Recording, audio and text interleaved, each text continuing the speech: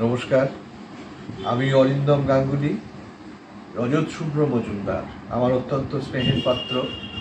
ইদানিং কবি হিসাবে ওর বেশ নামডাক হয়েছে। ওর একটা বৈশিষ্ট্য হলো ও নানা রকম ওর উদ্ভাবনী চিন্তাভাবনা। তারই একটা অন্যতম সংযোজন এই কবিতা মুভি।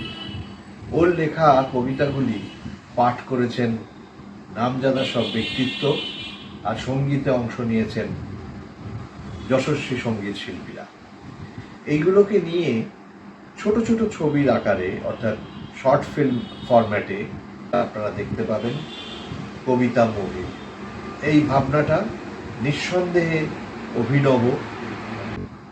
এর সর্বাঙ্গীন সাফল্য কামনা করছি আর শুভেচ্ছা জানাচ্ছি রজতকে।